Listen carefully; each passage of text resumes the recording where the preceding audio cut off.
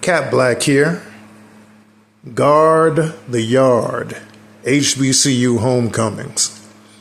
I'd like to thank Brother Jamal Toure and Hot2100 Savannah for having me on today to discuss the tragic mass shootings at a black bar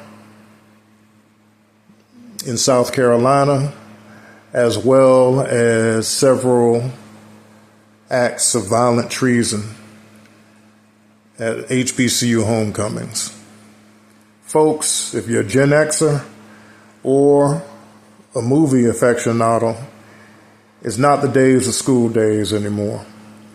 Our safe spaces, not talking about that hippie stuff, but definitely talking about our historically black colleges and universities, are no longer off limits to the community Klansman mindset that has been rampaging since the crack cocaine invasion of my youth.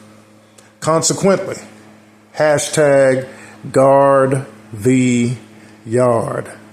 Alumni, students, faculty, staff, supporters, we have got to start securing our HBCU functions the way Minister Farrakhan's house is secured, the way Nation of Islam study groups and mosque or temples are secured.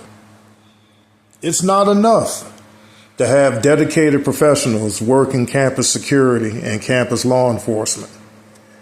We, the citizens, we, the stakeholders, have got to start offering our services if they're accepted, and if not, keeping a vigilant eye at our HBCU homecomings, because unfortunately, the violent traitors in the community have decided that not even our safe spaces are off limits, and we can't have that.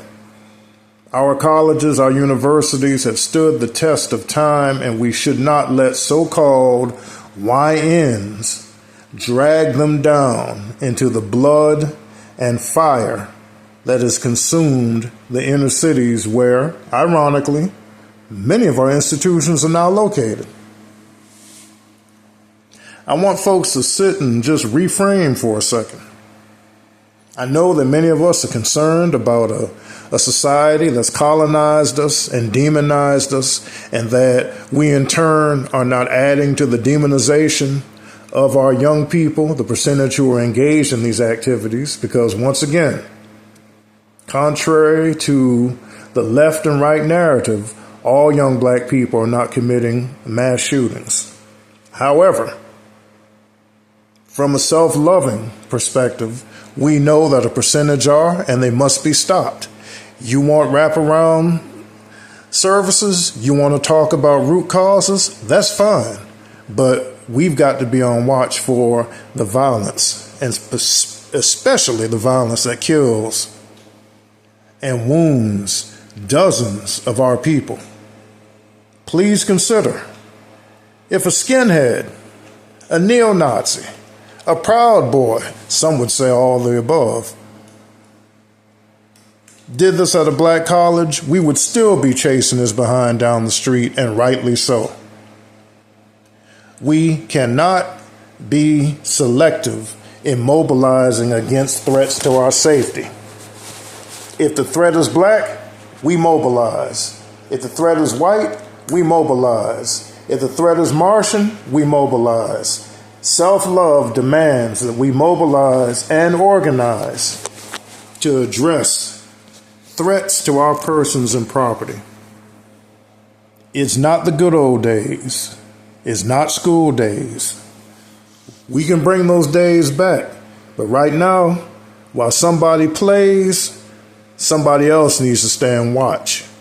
And as was said in the show today, for our cultural institutions, museums, and places of worship, we have to stand watch there too.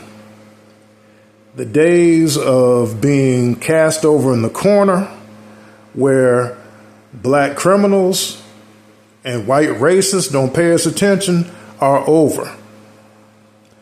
With regard to HBCU homecomings, sisters and brothers, we have got to hashtag guard the yard.